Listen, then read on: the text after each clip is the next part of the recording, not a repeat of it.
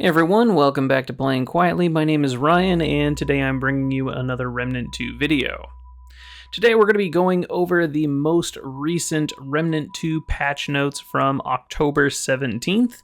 There is a lot of really good stuff in here, a lot of things a lot of us have been waiting for, so let's get into it. So starting off, we have some quality of life changes. First of all, they have enabled Prism Legendary Rerolls. This means that we are going to be able to reroll just the legendary segment of the Prism, which is a huge quality of life upgrade for us. And in the very next thing down, it says that they have increased the EXP gain required for going from 50 to 51. And the dev note reads that players can now reroll only the legendary segment on their Prism in addition to rerolling the entire Prism.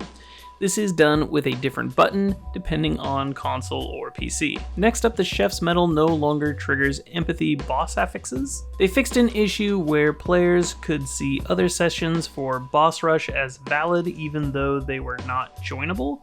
This would result in a connection lost message after attempting to join. They fixed an issue where players would not get credit for hardcore or other types of kills on various world bosses.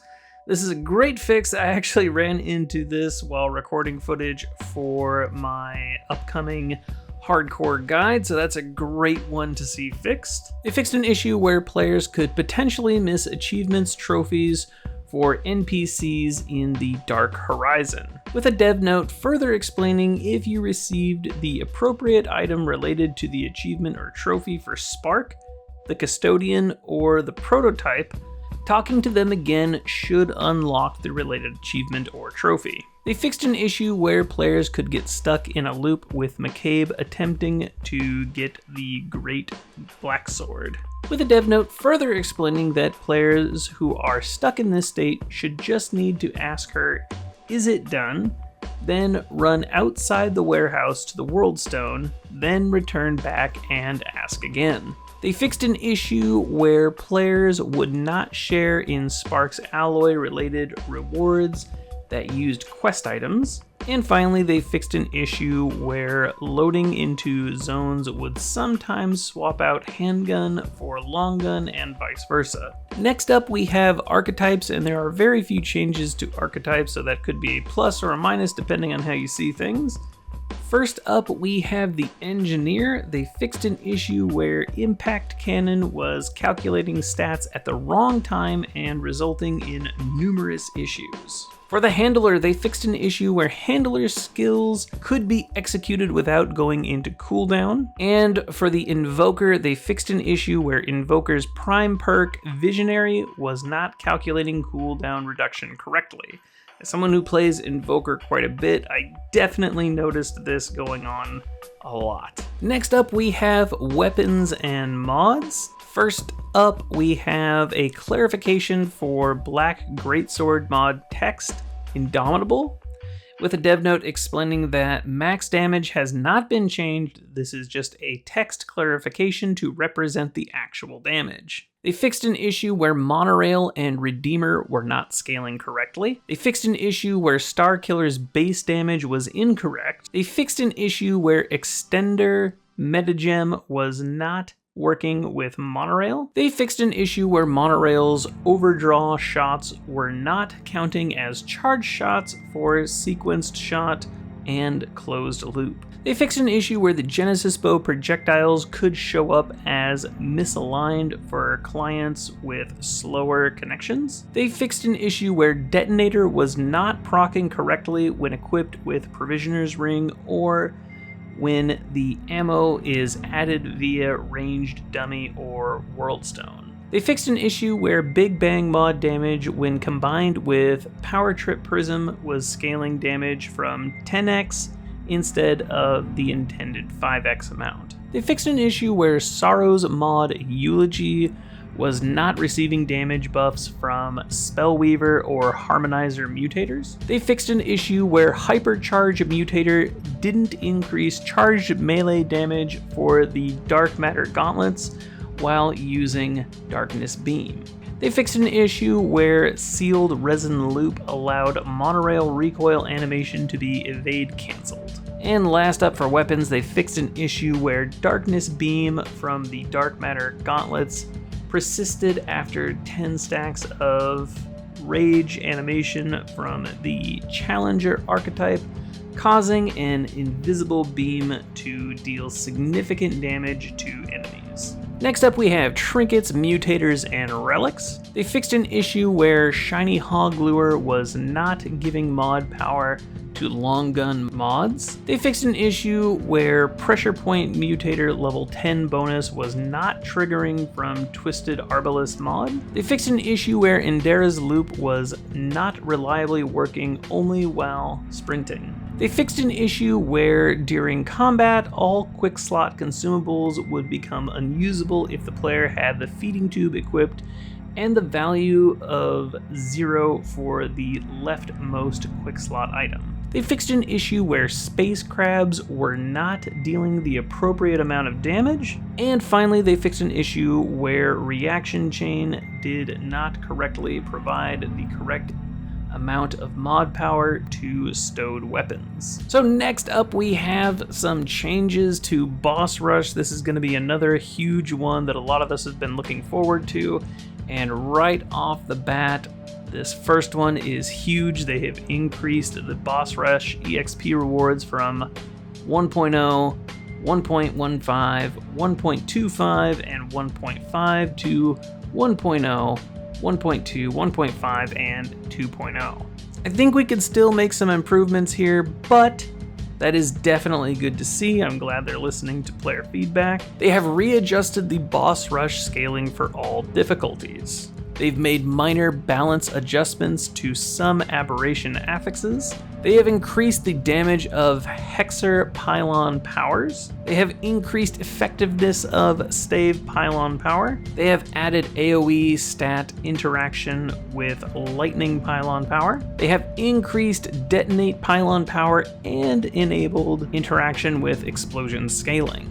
They have fixed an issue where client players could potentially receive scrap as a reward instead of an item if the host already had all of the items of the specific reward type. They fixed an issue where players could be pushed off the map while viewing stats at the end of Boss Rush and need to restart the game. They fixed an issue where kill nearby enemies pop-up text was appearing behind the aberration health bar, making it unreadable in Boss Rush. They fixed an issue where sometimes buffs would skip a level when upgrading in Boss Rush for clients. They fixed an issue where inside the glitch puddle of the Boss Rush buff Trapper, engineer turrets would take damage from the player's puddle. They fixed an issue where it was possible for 2 aberrations to spawn in Boss Rush unintentionally. And finally, they fixed an issue where if Plasma Cutter was used in Annihilation fight in Boss Rush, potentially the firing sound would persist until fired again. Up next, we have a whole bunch of notes for enemies. They fixed an issue where Annihilation's orb's attack was dealing too little damage. They fixed an issue where Annihilation's invasion attack was still spawning mines and visual effects upon death. They fixed an issue where Red Prince's tribute kill in hardcore mode would leave players stuck on the ground if they had Black Cat Ring equipped. They fixed an issue where Dran grenades would explode several times when hit with Monolith's Sandstorm mod. They fixed an issue where Anguish's explosions were not damaging Ledusa. They fixed an issue where Alepsis Tora's reverb laser could remain if the boss transitioned into the final phase during the attack. They fixed an issue where 3 blue homing lasers would fire at a single point instead of homing in on the player. They fixed an issue where Lepsis Tora could continue to fire the white screen projectiles when it transitioned to the final phase. They fixed an issue where the root horror would sometimes vanish instead of dying. They fixed an issue where the Ravenger's ground wave attack was set to the incorrect damage type. They fixed an issue where Amalgam would sometimes freeze on the ladder when players dropped down the ladder during a chase. They fixed an issue where Lydusa's wall phase was lasting too long on higher difficulties. And they fixed an issue where, in rare circumstances, the Nightweaver would spam her projectile attack even if she had died. Next up, we have a few UI changes. First up on the docket, they fixed an issue where it was not clear that the Dream consumables can now only be used in campaign by adding restricted to campaign use only text to description. They fixed an issue where Mudtooth's snake oil cooldown was not updated on tooltips when using Ring of Castaway. They fixed an issue where the Cotton Kiln was listed as the Ethereal Manor on the minimap until you died. They fixed an issue where legendary relic fragments didn't have the +1 on their label. They fixed an issue where the Void Lightning description had a misspelling. And they fixed an issue where the Pirate combo prism was displaying incorrect colors. Next up, we have 2 audio fixes. They fixed an issue where the Dark Matter Gauntlet's charge loop sound effect could potentially play infinitely. As someone who has been playing Dark Matter Gauntlets in my main build, yeah, I ran into this more than a few times. Glad to see it has been changed. And they fixed an issue where Perfect Shot sound effect was not audibly falling off correctly. And finally, we have a few miscellaneous fixes. First up, they fixed an issue where sometimes Mudtooth's DLC 1 dialogue would continue to trigger even after completing it, with a fun note here saying that we need to forgive Mudtooth. Sometimes the stories just take hold of him and he can't remember which one he told and which one he hasn't. They fixed an issue where if players were able to acquire cookie rewards outside of Dwayne's interactions as a client and received the chef's medal from him, having the recipe materials later could potentially cause Dwayne to not correctly update his dialogue. With another fun dev note saying that all that time over a hot stove hasn't done much for Dwayne's focus or memory. They fixed an issue where the incorrect skybox would sometimes show up in Root. They fixed an issue where if players lost access to Meat Shake, Egg Drink, or Numbing Agent, if they have the correct ingredients to make them, they can now re-engage with Dwayne to restart the quest. With a dev note saying that Dwayne is down to cook something even if he's done it before. The guy loves cooking. They fixed an issue where players could get locked in T-pose while doing a melee attack and swapping mods on a slow connection. They fixed an issue where simulacrums were not spawning in parts of Dark Horizon. They fixed an issue where the medic's jacket could get stuck inside the player's body during certain attacks. They fixed an issue where the gunslinger's cape could get stuck inside the player's body during certain attacks. They fixed an issue where players could get stuck in statue form after getting backstabbed by a certain character in the Forgotten Kingdom storyline if the player had Black Cat Band equipped. They fixed an issue where after using a skill then throwing, players could potentially be locked in place. They fixed an issue where minions would sometimes not correctly zone with the player. They fixed collision issues in various locations that allowed the player to get out of the world or get stuck.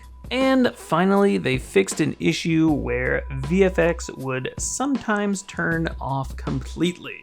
Alright guys, so that does it for the patch notes. For me, the big highlights from this patch are definitely the ability to reset just the legendary roll on the Prism, as well as the buff to experience. That's really good to see. And it's just good to see that they are steadily fixing a whole bunch of little things to give us some better quality of life in the game. It's really good to see that they are supporting it so much even after this third and final DLC. Anyway, that's all I have for you guys for today. I just released a guide on the Save Guardian if you guys want to check that out. But if you found this video helpful or entertaining, hopefully I have earned your subscription. Don't forget to check back for new videos coming out all the time. But until then, we'll see you guys next time. Have yourselves a good one.